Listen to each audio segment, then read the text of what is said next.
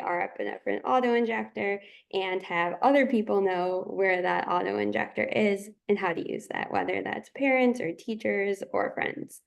Um, and my favorite Halloween memory is driving around to see different Halloween decorations with my younger brother, who very much liked to see and spend a lot of time at the houses with the scariest decorations. So I think this is also relevant to this webinar because it's something exciting about Halloween. It doesn't really have any allergen risk. It's just looking at those decorations and being really excited about that. Denise, why don't you introduce yourself?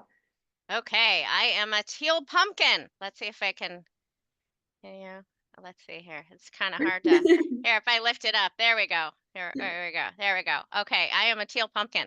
And I like to put together really fun goodie bags with, all the little fun trinkets, little squeezy balls, that kind of stuff so that it's safe for everybody.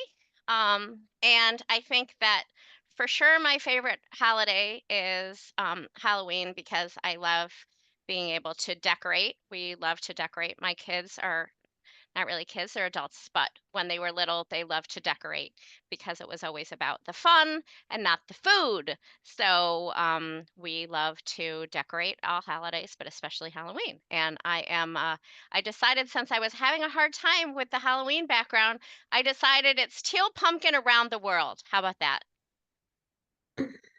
Love it. Thanks, Denise. And Kethan, why don't you introduce yourself? Hello, my name is Kethan, and I'm a senior at Northwestern, and I'm dressed as a Milwaukee Bucks basketball player. I'm from Southeast Wisconsin, so been a Bucks fan my whole life, so I figured I'll show some support. And then let's see, my favorite Halloween tradition would have to be whenever, as we were growing up, my family would host a Halloween party every year during Halloween. We had a pretty good trick-or-treating spot, so all our family friends would come over and we'd all go trick-or-treating together every year until maybe like 14. So it was like a long tradition that I always look forward to every year. Thanks. We're so glad to have you here. And Ryan, why don't you introduce yourself?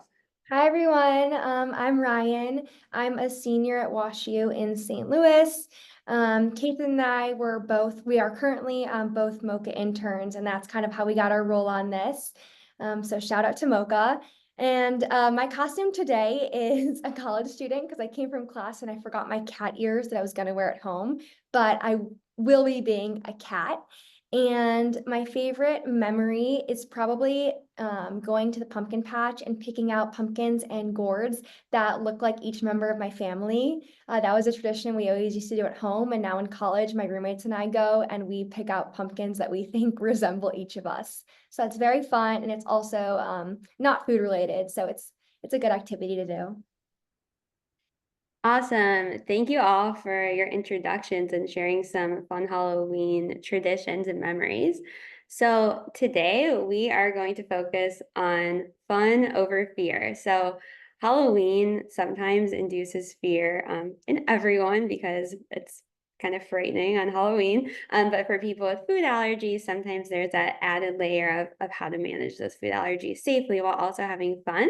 And we really want to think about Halloween, just like any other day of the year, doing all the same things that you would normally engage in to manage food allergies safely with just that added layer of figuring out Halloween.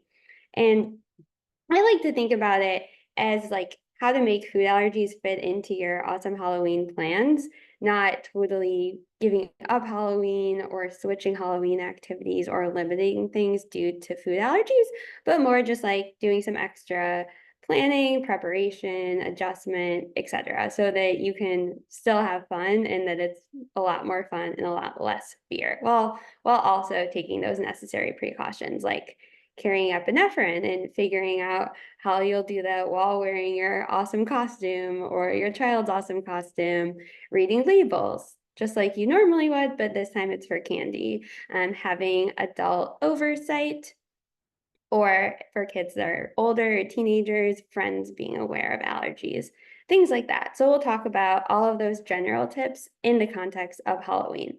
And we have created a Halloween tip sheet that Annie will drop in the chat at some point during today's webinar, that we'd love to share and that you can share with anyone that you might know that might be able to find these tips helpful. So we're going to cover two main topics today, which are trick-or-treating with food allergies and Halloween parties with food allergies. And we'll focus this on all ages, so ranging from like preschool age and how to do that safely and have fun, all the way through college. And we're really lucky to have two college students here to join us.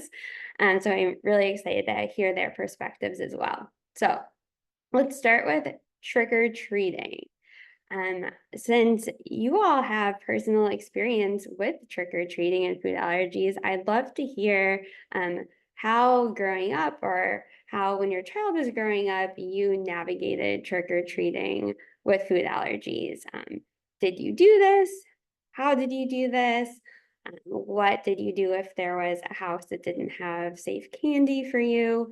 What did you do when you got home with that safe or unsafe candy, etc. And then after you're all done, or while like throughout, I'll also share some tips that I've heard from a lot of different families on how they've navigated this. So anyone want to start? I can go with that one. Awesome. So I have a tree nut allergy. So it's not the most difficult allergy to have, but still difficult when some candies and people are eating a lot more things with nuts than they would probably on a regular basis. So growing up trick-or-treating, I would say there's a few things. The first was obviously I was always carrying an EpiPen, which sometimes I had a temper tantrum about because, dressing as Dorothy isn't conducive to carrying 2 EpiPens and Benadryl on you, but always putting those in a Ziploc bag, and I would put those in my trick-or-treating bag because I knew I wouldn't lose that. So I'd carry the Epi on me. And then I always had a rule kind of that I talked about with my parents, that there was no eating candy while I was out, because even if I thought it was safe, it's better to eat it when it's safe at home. My parents could check it over, make sure it wasn't contaminated or the seals weren't open, regardless. And another rule we had about was that I am a twin, so I always used to compete about who could get more candy. And so my parents had a safe stash of like Ryan candy at home. That was stuff I liked, like Twizzlers and gummies were safe for me. And so I had a separate bowl at home. And when I got back from trick-or-treating, I would count up how many pieces of candy I had, and I would try and get an equivalent amount of safe candy in exchange for the candy that I couldn't have. And that was also safe because even if there was candy that I thought was safe, it was in the bag and maybe people were touching it, that were eating, a Snickers bar and then touching the candy they gave me, just to make it super safe, and err on the side of caution, which is always good. I had a separate bin that wasn't touched and it wasn't contaminated, and I would get to, enjoy the candy just like everyone else, but it was just in a little bit of a safer way for me.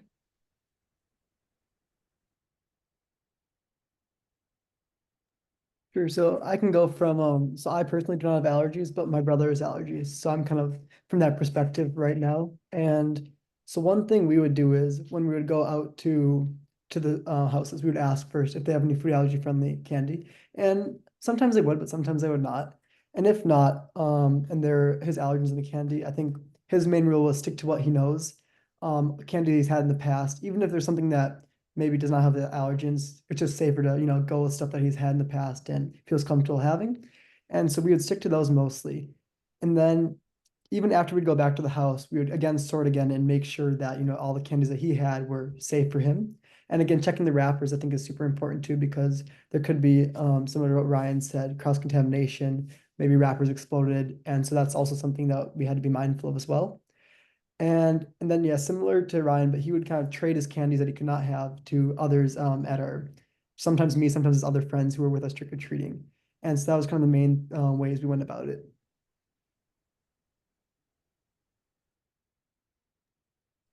Okay.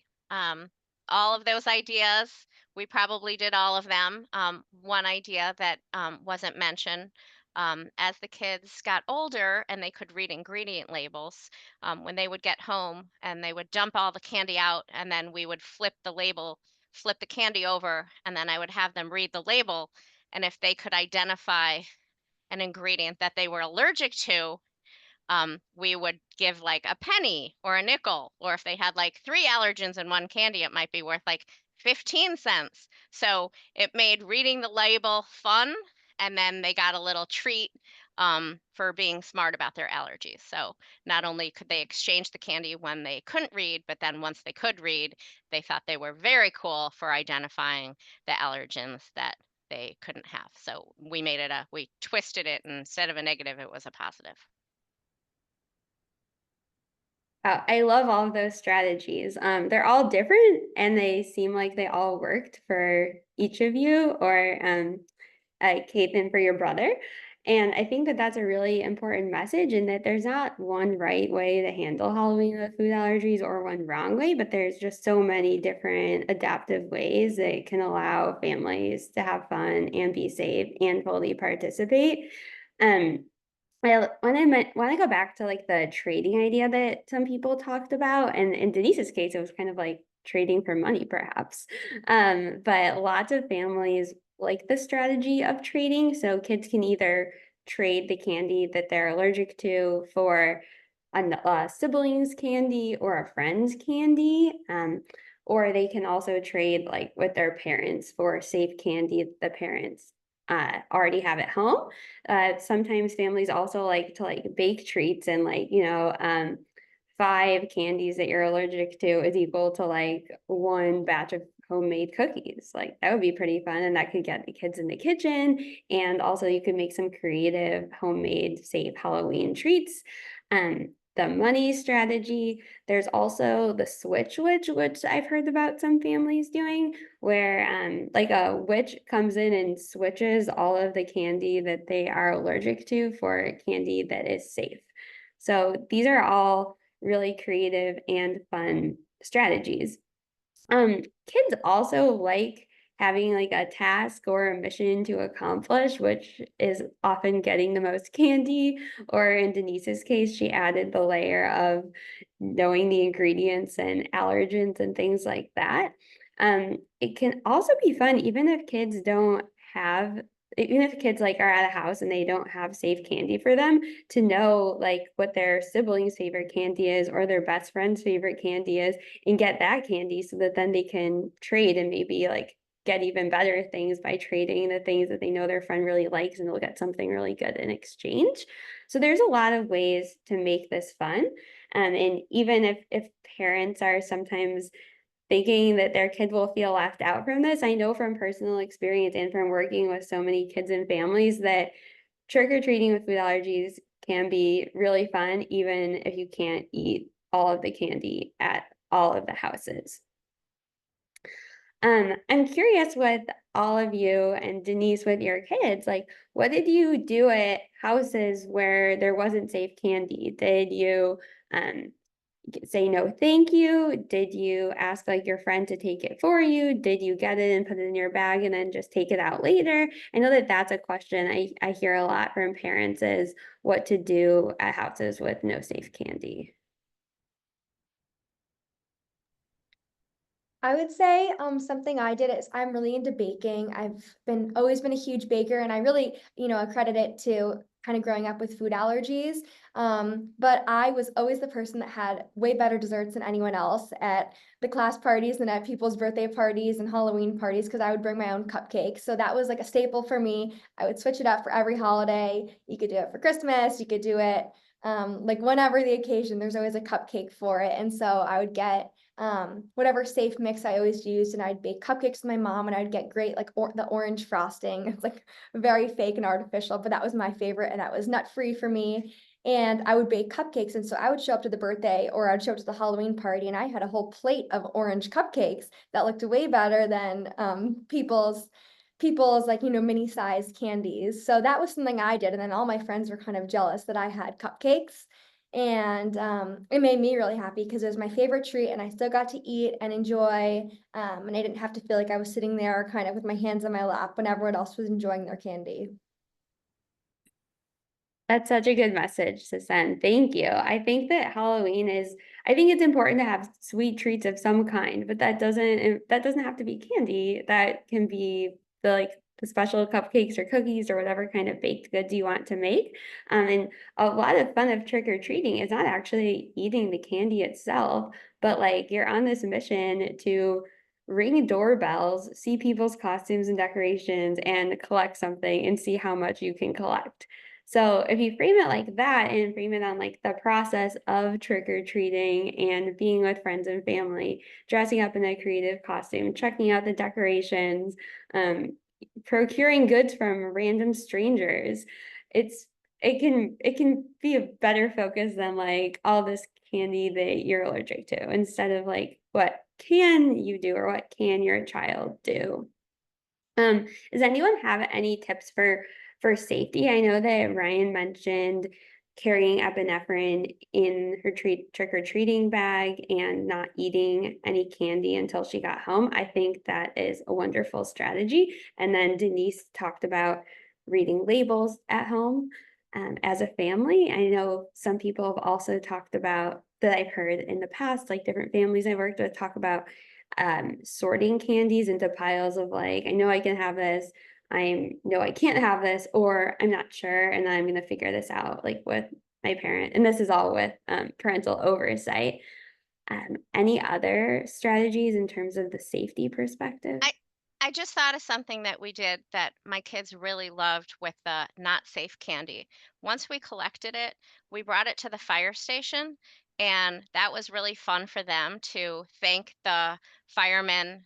There had been a couple of 911 calls, and so we're trying to make sure that the safety people in our lives were, wonderful, not scary. And so at Halloween and oftentimes other holidays, we would bring the EMTs and the paramedics that were in our district the treats that we couldn't have. And so that was kind of a fun little extra tidbit that we did that I was just remembering when you were saying that. So it was kind of a fun little field trip afterwards too.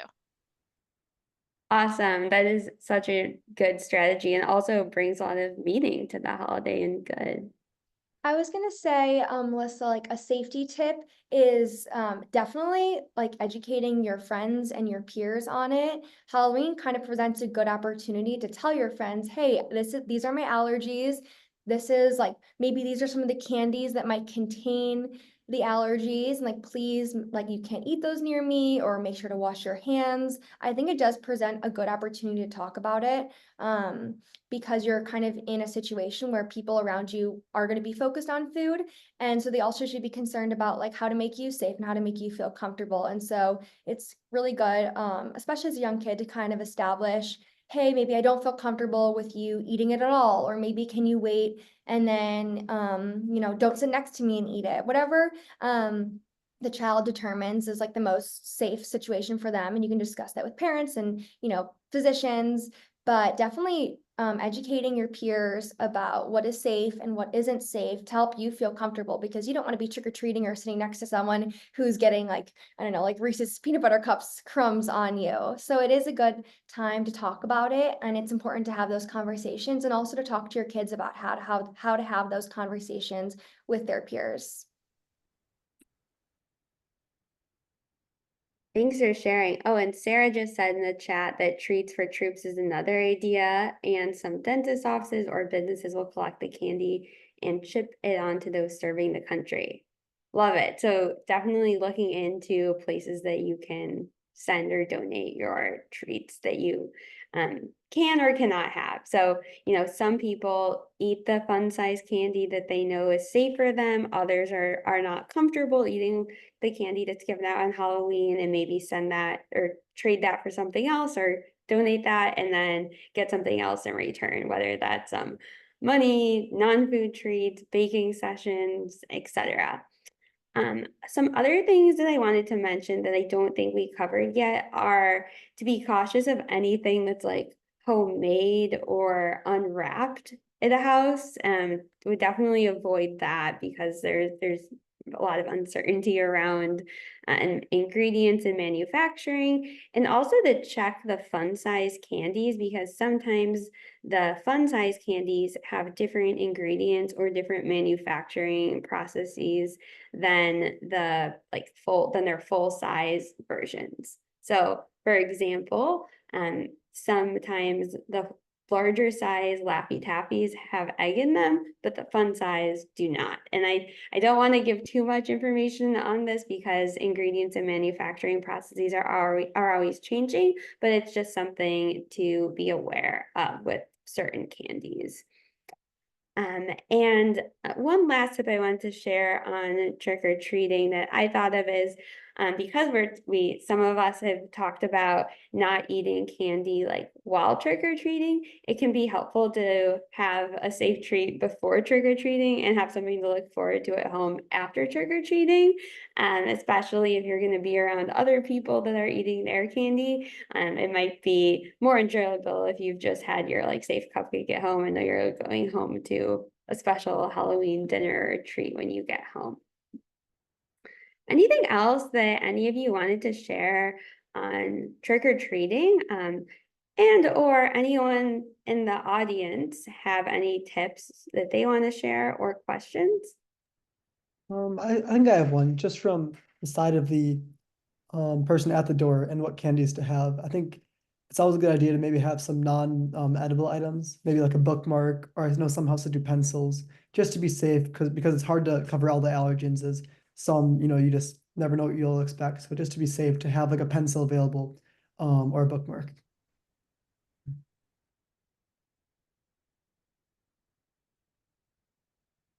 Anyone have any creative non-food treats that they're planning to give out this year or have in the past?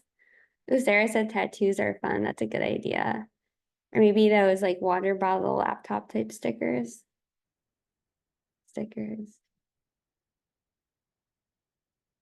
Poppets. Fidget toys, erasers. Wow, there are lots of great ideas. Okay, anything that any of you wanted to share before moving on to Halloween parties?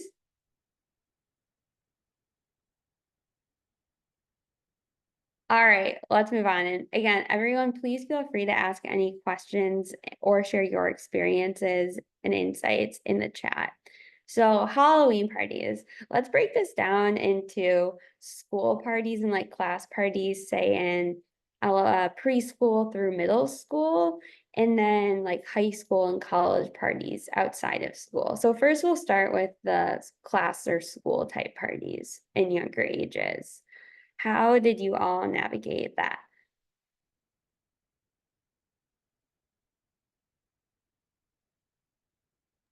Okay, I'll go. So being the mom of two food allergic kids, I volunteered with the PTA and I would coordinate with the teacher, obviously.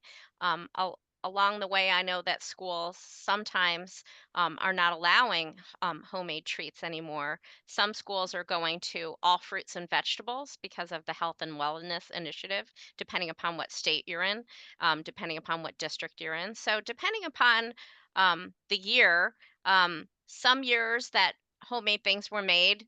The safe Rice Krispie treat that you would make into different shapes of Halloween. Since we're talking about Halloween, I certainly did that along the way. We would do when it was fruits and vegetables. We would do fruits and vegetables and then put like fun stickers or toothpicks of all the different types of decorations, like glow rings and like you said, pencils, anything that's non-food fun related to depending upon the age. If you're talking, K1, 2, 3, 4, it gets cooler as you get older, the different types of things that you can do.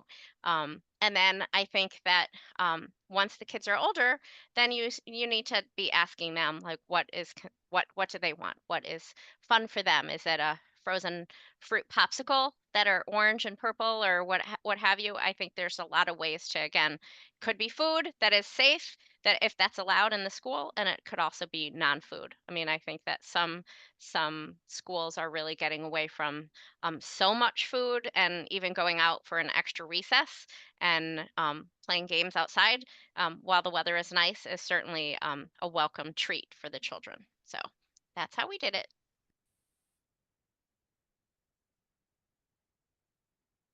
I kind of touched on this earlier, but in terms of class parties and school events, I always, at least when I was in elementary school, when that was all going on, they did allow food and they allowed homemade food. And so instead of taking a risk on anything, even if people were like, oh, it's nut free, nope, nothing unless it's from my own kitchen. I would always come with a tinfoil wrapped cupcake. Sorry, there's voices in the library. And I would always come with my cupcakes. I would keep them on my own plate. I would make sure that no one else was touching them. Sometimes like to distribute them, like, nope, clean hands, tinfoil wrapped. And I always just brought my own stuff because it made it way easier than really trusting and asking someone, well, can I see the ingredients list? Are you sure it's nut free? Just to make it easier and safe.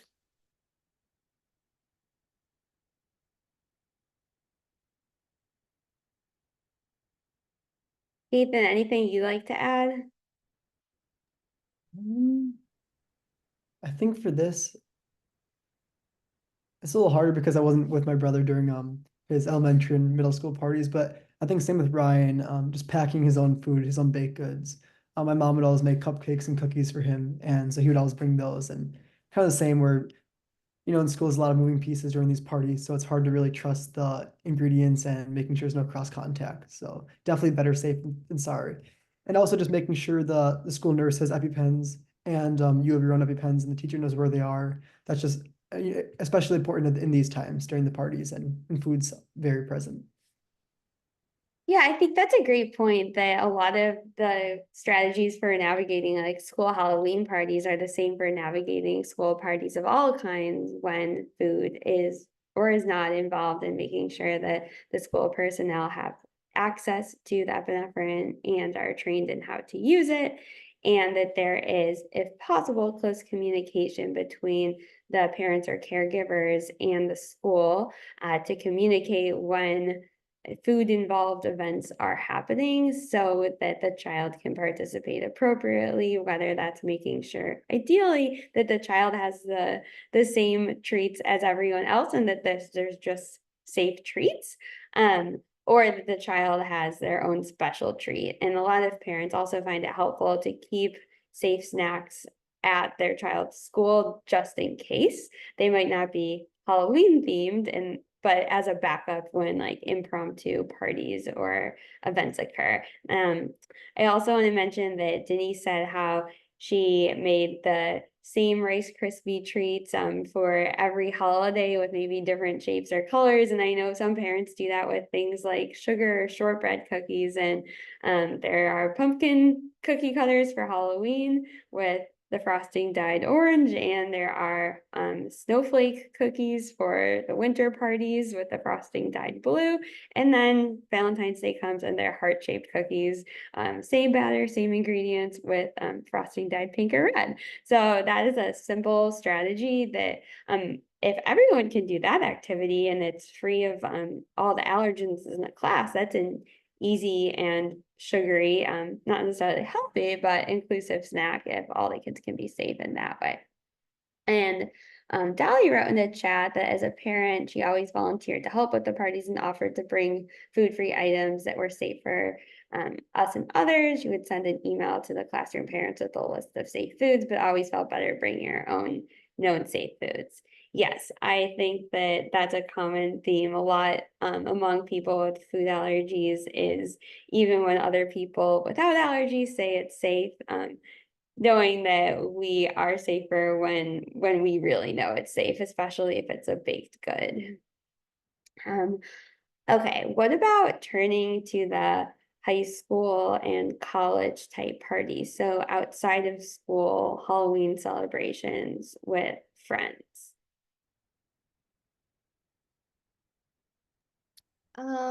It definitely gets a little bit trickier, but I think it's again time for growth and like preparation of, empowering yourself and managing your allergies. And so kind of back to that, talking with your friends, explaining the situation. I'm really upfront about it. I'm like, hey, like I have a nut allergy. You can make it a joke, you can make it funny, but you cannot eat anything like that and like touch me. Please don't eat it near me. Please don't put your fingers coated in chocolate near me. just kind of having those conversations. I would also say, like, when it comes to sharing things, like sharing foods or sharing drinks, on a regular daily basis, having food allergies, you have to be really conscientious about that and kind of really try and avoid that. I would say, especially in college, when it comes to like drinking settings, do not share drinks. You should never really share drinks, but especially if you have allergies, and people are frequently on Halloween going to be consuming a lot more snacks and maybe allergy containing items than they usually would. Being really careful to have your own drink, because we know that could be an unsafe situation if there's cross-contamination with food particles on it. Just taking the extra step to be aware, but also saying, like when I go to parties and events and like birthday things or anything with food, people usually know I have an allergy, and so hopefully people are cognizant. If not, you could say, hey, I see you have like this snack out that isn't nut-free. Would you mind maybe serving it later, or maybe keeping it on a different counter? It's a little tough at first to have those conversations, but you get super used to it. And it is empowering to kind of take control of your own health and your own safety, and just letting others know. People don't want you to be sick. They want you to feel good. They want you to come to the events. So it just means you have to have those conversations sometimes. I think that what both of you touched on, Kethan and Ryan, at different times during this discussion, is that Halloween can actually be a great time to educate people about allergies, and kind of a natural time to like weave allergy related discussion in. Not like a formal education session, but just like, people are eating candy. You can't eat some of that candy. You can tell them why and explain like how you're going to still trick or treat and do so safely, or participate in the Halloween parties and do so safely. Also going back to those college parties, I know that there's often a lot of drinking on Halloween on college campuses, or on Halloween weekend, is that what it's called? So that's a time, in addition to like being mindful of the allergens and the snacks that people might be eating, just being mindful of the potential for allergens in alcohol, not sharing drinks, and thinking that people are less aware of themselves and their surroundings and other people, and might be less apt to recognize a reaction when drinking. So both a person with allergies and all the people that they are with at a party, for example, might not recognize the signs of anaphylaxis as readily as would be when not drinking. Kethan, do you have any thoughts on Halloween and college campuses? So I think from like the kind of official like student organization parties, those get pretty common during Halloween time too. And so I kind of help run a food allergy awareness organization at Northwestern called Cafe. And so every year, one thing we do for Halloween is we paint pumpkins teal. So it's kind of a way to just, also just bond, get to know everyone, because it's the beginning of the year. And we also can put these pumpkins all around campus to help, spread awareness and spread the message, which is definitely one of our favorite events of the year. And for food wise, we stick to wrapped goods. We don't want to do baked goods or anything, just because of touching other people and cross contamination. We figure having wrapped goods is more safe, and we try to have a variety of candies, which we hope most students can have, such as a lot of lollipops will have are free of a lot of the common allergens, which we do. I think Starbursts are free of many allergens, and we kind of try to stick away from nuts, gluten, eggs, and a lot of the main allergens. And then we also do have sometimes, I think last year I forgot, we had one non-edible, it was either stickers or bookmarks, I can't remember, but just, something to always have that backup non-edible good. Because sometimes, even if it is free of allergens, people may not feel comfortable eating it, and that's totally okay. We want to have that option where they don't have to eat if they don't want to. That's great to hear. I wish that your club was on all college campuses, and hopefully other universities will adopt your model. Denise, do you have any thoughts, maybe not from your own experiences, but from your now adult children's experiences in high school and college at those types of parties? It's interesting. I think that the theme of dressing up continued, and again, having a party doesn't necessarily mean food. It does mean fun. And so you have to identify what that fun means to you. It could be going to a laser park. It could be going to a movie. It doesn't have to, I mean, you're celebrating Halloween, you're with your friends, you could have costumes on or not, and then you could go do an activity. And I think that that's, at least in our family, we've always tried to do that. We've always really tried to focus on activities and being with friends.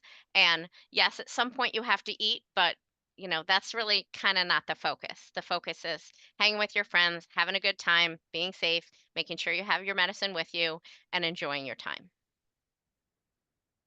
I think that's such an important point. And at least when I look back at my own Halloween memories, I don't really think about like which candy I got trick-or-treating or like whether or not I could have it. I like remember each Halloween by like what I dressed up as, who I went trick-or-treating with, like what I did after.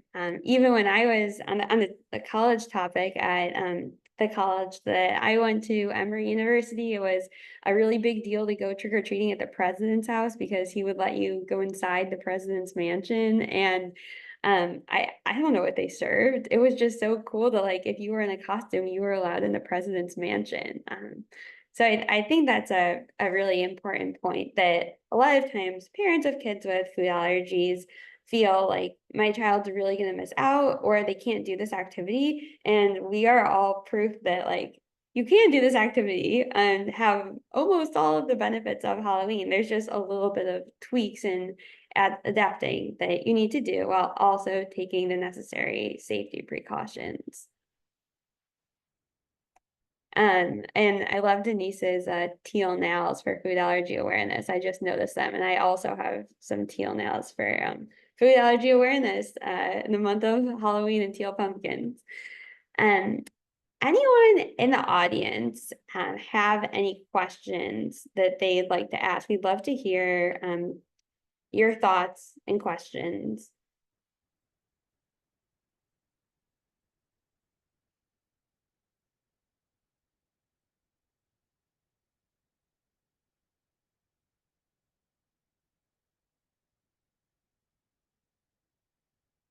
And while the audience is thinking, I want to ask Denise, what are you giving out this year? I know you showed us your goodie bag, but what all is inside those bags, or what will be inside those bags? So what I usually do is I have a variety of different types of bags, so they like look fun. So I have like this food allergy one. I have another. Let's see if you can see where it's like disappearing here. If I go this way. Oh yeah, yeah. Like I have this one. I have some orange bags and some purple bags. And then what I do is I stuff them with all non-food things. So I have, like bookmarks, and I have stickers, and I have pencils, and I have light up rings, and I have the squishy ball thing.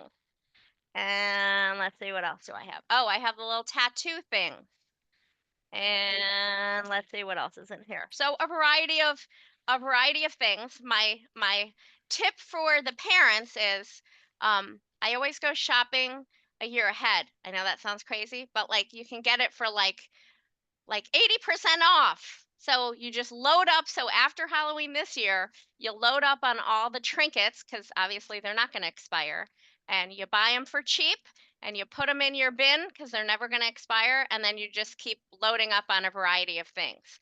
And then what I do is I will get, like you were talking about, I try to get like the non-allergen candy like Mike and Ike's or Twizzlers or stuff like that. And I put that in a separate bowl. And so then when trick-or-treaters come, I'll say, take a bag that's safe for everyone. And then I'll say, do you have food? Because I have like the food allergy pumpkin sign on my door. And so then a lot of times now people will say, I have food allergies, like, because they've seen them come year after year. And I'll say, oh, okay, great, you've got this. And then I will have a bowl of what I hope is some non-allergen candy for people. But sometimes they don't take the candy at all. Sometimes they take this. And it is funny because I think that even the non-food allergy people depending upon their age, do kind of like the trinkets. Like, there's a couple of kids over the years that are like, oh, she's got the light of bring this year again, kind of thing. So, I mean, I do think that,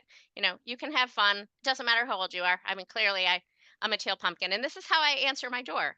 So I do dress up. So when people come trick or treating, I am dressed up. So I think it's just, it doesn't matter how old you are, you can have fun and just be safe in a fun way. So we all need to go to Denise's house and all make our houses or apartments or wherever we reside look like Denise's. All right. Well, thank you all so much for coming. We hope you learned something today. And yes, I'm so glad that it's been cool to listen to the stories. Sorry, I And think there's one question in the Q&A. there is a question in the Q&A. Thank you so much. Do you want to read that question? Sure. So how do you convince a 6-year-old not to eat treats from teachers, classmates, etc.? We had an ANA scare back in March, but that scare experience is starting to fade in her mind. So I have some thoughts on this, and I'd also love to hear if other people have thoughts on these, especially, with personal experiences with allergies. So I would say that from a school setting, that's a lot. The teachers or the adults supervising have a really big responsibility here. Kids really vary in their maturity and their development and what they can understand. And in addition to, reinforcing and emphasizing this idea with your child, there's lots of books for children with food allergies, and there are support groups and other resources like that. But I think that a lot of this comes down to making sure that the child is being monitored whenever food is involved, and that the adults are responsible, just because like the child's sick. So I imagine that they're either in kindergarten and first grade, and that's a lot to place on their, like, a lot of responsibility for a child when most children do not have to worry about those things. We all did, and it turned out okay, but it is an extra layer of responsibility for a young child. So I would say that the adult piece is the biggest factor. I'd also make sure that there are safe snacks and treats that not only are safe, but that your child really enjoys, so that they will always like have something that's desirable to eat.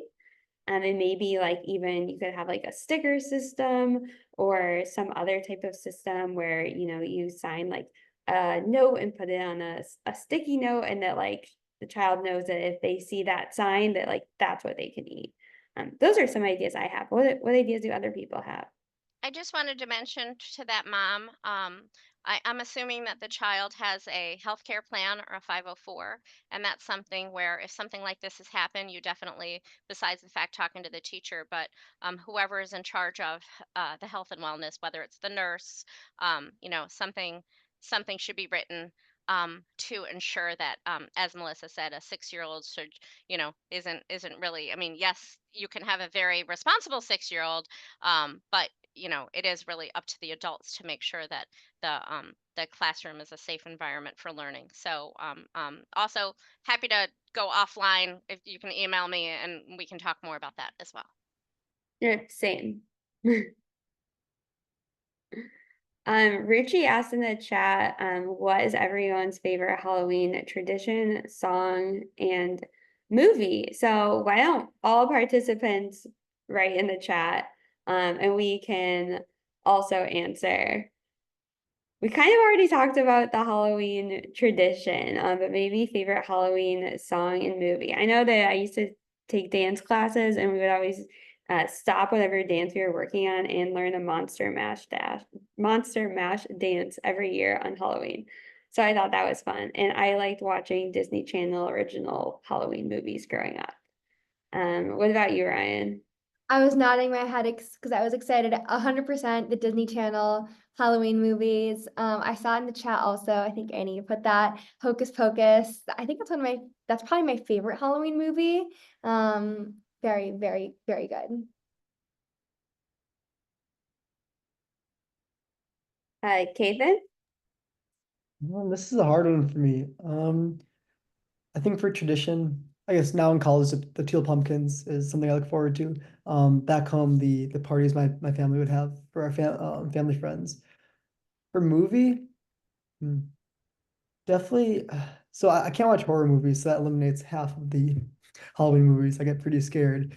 But I like they had like these short episodes of Haunted Hub, where they'd have like semi-scary movies, and me and my neighbors would all watch them together and see who would get scared first. That was always fun to watch. And then for song, I don't know what it's called, but the song they play at Fright Fest at Six Flags. Um, is it the Halloween song or something? I don't know what it's called, but I like that one a lot 'cause it gets me in the festive mood.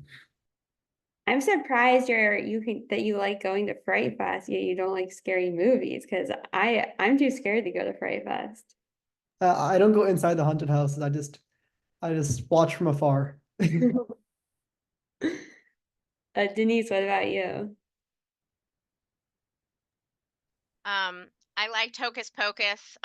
This is true. My husband hates scary movies, but my sons and I love scary movies. So as they got older and as they were able to watch scary movies, we would, say, "Sorry, Dad, it's just, Mom and the boys watching the scary movie." So we would do scary movies.